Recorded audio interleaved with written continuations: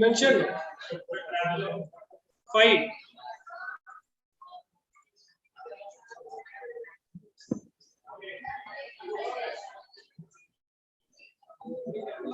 I hope the screen is visible now, Anirudh. Is the screen visible? Yes, sir. Yes, sir. Maintain silence. Haiku poetry will inform you. There will be an orientation session. Okay, what are the components you have? Travelogue, you start working on it. You start writing your experiences, collecting pictures, videos. Microfiction, haiku poetry, there will be briefing shortly. Okay, there will be guest speakers, guest lectures about it. What else do you have apart from travelogue? Advertisements. Start working on advertisements and travelogue from now on. Got it? Once we start discussing the topics, you can fine tune it. Your wish. You have all the options to be creative, to make it more unique. Video is not there. Video text I have removed because you have your midterm exam. That video text will be just discussing in the class. Okay, coming back. So till now, what has happened till page 6? You got to know how Moti Khan, who is a juggler, okay, happened to meet this serpent, and serpent actually was a pandit in the previous life. Okay, when the goddess Kenchama asked him what are the 2 boons that he requires. Considering his financial conditions, he mentioned that he needs gold. Okay, and then he says he wants to escape from the chain of life and death. But goddess Kenchama considers the second boon of his, second gift, demand of his, as an act of greediness. For that, goddess Kenchama punishes him to be born as a serpent in the next life, and only once he convinces, makes people happy, children happy, animals happy, everybody happy, it can attain salvation. And this Moti Khan, a juggler who makes baskets, okay, and who entertains people using this snake, he is a means of salvation for this serpent. Okay, and usually we associate companionship with human beings, but many a times animals are our best companions. So we say a dog is a man's or a human's best companion. But here, for Moti Khan, the best companion is a serpent. Okay? They gave him food and fruit and cloth, but when they said, "Here is a coin," he said, "Nay." So when people offered him coins, he used to say no. He wanted only notes. And the snake was right glad of it, for he hated to kill Moti Khan till he had found God. So both of them have a final agenda. What is the final agenda? This Moti Khan should find God. Moti Khan should find God, and this serpent should find salvation. Therefore, this serpent did not want to bite or kill Moti Khan until he finds God. Now, when Moti Khan had crossed the Nabuda and Pavan and the Bhagirath, he came to the Jumna, and through long Agra, he passed making the snake dance, and yet he could not find God, and he was sore in soul with it, and the serpent was bothersome.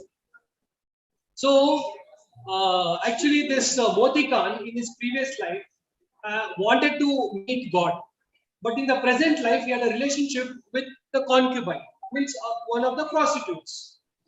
As an act of punishment, even God is not letting him to have earthly pleasures or worldly pleasures. The moment he intends to have it, there is some hindrances, be it in the form of a serpent or any other instances. So therefore, unable to bear the torture of the serpent, which is continuously preventing him from having worldly pleasures, he decides to find God. Therefore, he keeps on moving in the northern direction. Okay, despite moving in the northern direction, he does not find even a place to sit and meditate. He is very much disappointed because the serpent is very much bothering him. But at Fatehpur Sikri, he said, Here is Sheikh Chisti's tomb, and I would rather starve and die than go one thumb length more. He is very much pissed off walking towards the northern direction. He is not even finding God. Therefore, he decides at Fatehpur Sikri, at this Sheikh Chisti's tomb, I will sit and meditate. I don't even move, even a thumb length. He sat by Sheikh Chisti's tomb and he said, Sheikh Chisti, what is this fate has sent me? This serpent is a very wicked thing. He just hisses and spits fire at every wink and waver. He says, find God. Now tell me, Sheikh Chisti, how can I find him? Till I find him, I will not leave this spot. So he's asking Sheikh Chisti's tomb. Okay, this serpent is continuously bothering me to find God. He needs to find God for me. But even as he prayed, he saw snakes sprout through his head. Fountains splashed and snakes fell gently to the sides like us by the Taj. And through them came women, soft women, dancing women, round heads, beetle-chewed lips, round breasts, shy some were, while some were only minks. And they came from the right and went to the left, and they pulled at his beard. And suddenly white serpents burst through the earth and enveloped them all. But Moti Khan would not move. So his mind is full of women only. Even while he's asking Sheikh Chisti how to find women, how to find God, his mind is full of women. Okay, serpents come out of his mind and they get transformed into women, and then they are engulfed by the serpents. Okay, they made all kind of mischief. They pulled his beard, and suddenly white serpents burst through the earth and enveloped them and all. So, what is he trying to suggest is, if you want to attain salvation, you should keep your mind clear. You can't have wishes or desires in your mind and attain your goals or salvation. In his mind is full of worldly pleasures, anticipating worldly pleasures. Okay, that's why woman comes from his mind, dancing, doing mischief. And the very next moment, white snakes comes from the underground and engulfs.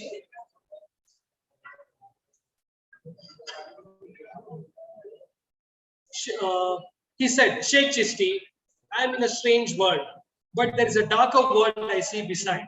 And beyond the dark, dark world, I see a brighter world. And there must be Allah. So, okay, but beyond this strange world, there is a darker world. After dark world, I think I can find Allah. For 29 days, he knelt there, his hands pressed against his ears, his face turned towards Sheikh Chisti's tomb, and people came and said, wake up, old man, wake up. But he would not answer. So for almost, how many days? 29 days, he was in a meditative state. Despite people insisting him to wake up, he never woke up. And when they found the snake lying on the tomb of Sheikh Chisti's, they cried, this is a strange thing. And they took to their heels. While others came and brought mullahs and maulvis, but Moti Khan would not answer. See, we usually attribute religious reverence to snake in Hinduism. Imagine a snake sitting on the tomb.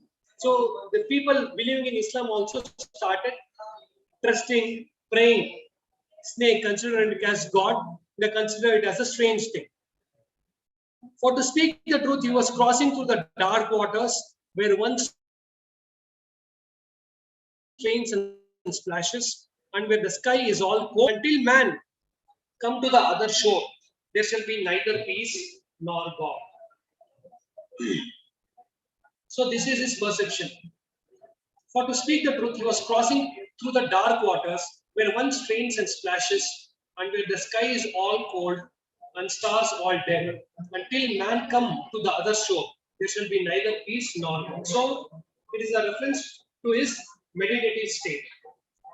Okay, he's in complete meditative state where nothing bothers him, where there are dark waters, sky is all cold, and stars all dead. Yes, all the four of you stand up. On the 29th night, Sheikh Chisti woke up from his tomb and came, his skull cap and all, and he said, my son, what may I give you?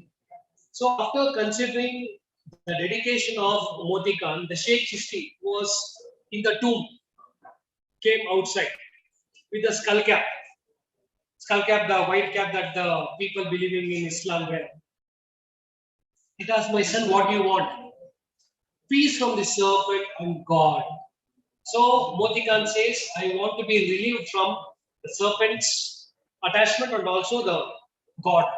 My son, God is not to be seen. He is everywhere.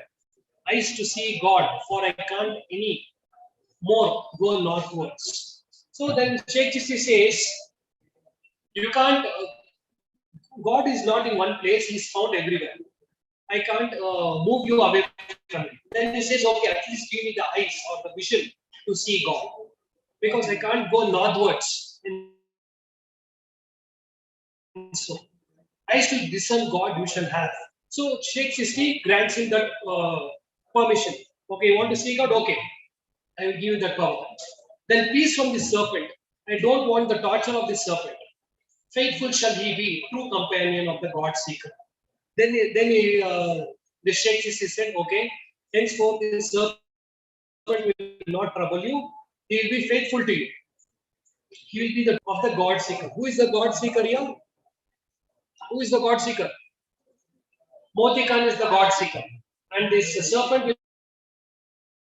be all men and women, said Moti Khan. So again, this is another demand. Give peace to all men and women. Peace to all mankind. Further, Moti Khan, I have something to tell you as dawn breaks. Maulvi Muhammad Khan will come to offer you his daughter, fair as an oleander. She has been waiting for you and she will wed you. My blessings on you, my son. See, look at this. I ask you people to stand. All the four and the last two girls there. Stand up. Quickly. Stand up first. Stand up first. Stand up all. Entire boys, stand up.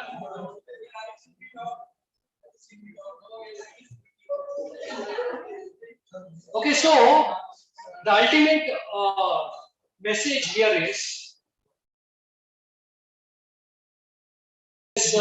Moti Khan was full of, okay, but he ultimately decided to do away with the worldly desires. He meditated for 28 days. On the 28th day, this Sheikh Chisti comes to his comes out of his tomb and grants him a boon. And apart from granting what Moti Khan asked, what Moti Khan wanted before the meditative state, that also was granted by Sheikh Chisti. What did he say?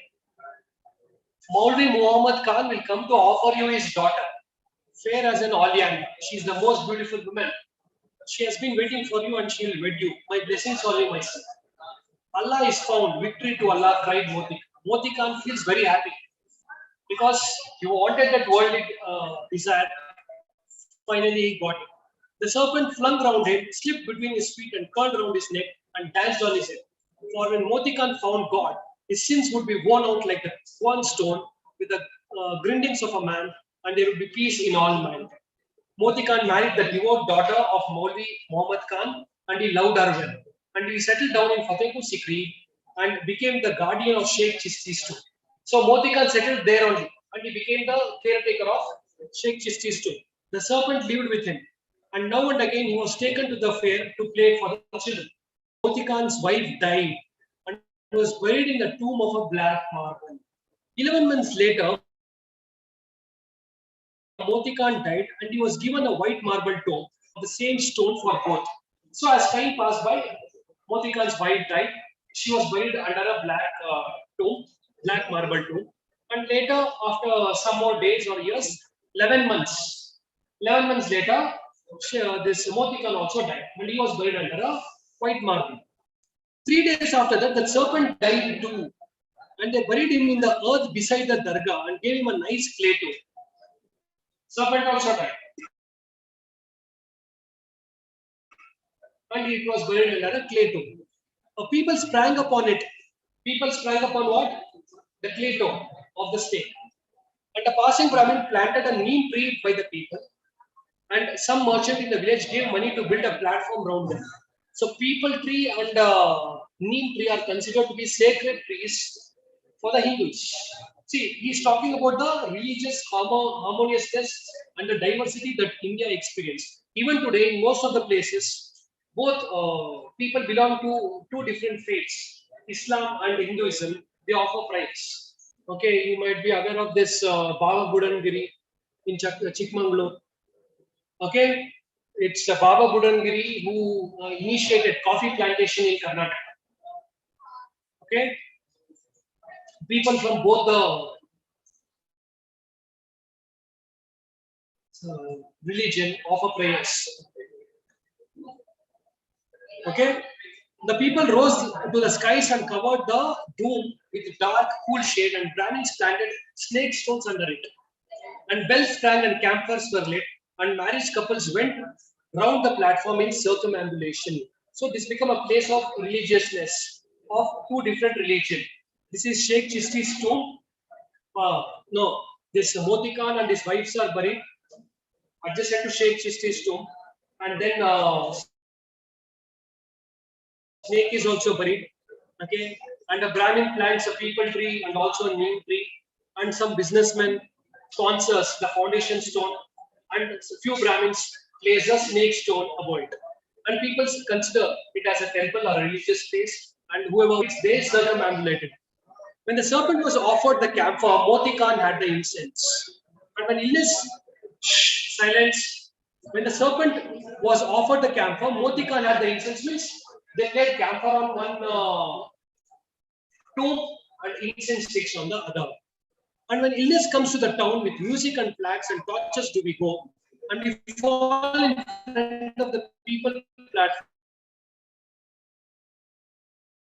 and we fall prostrate,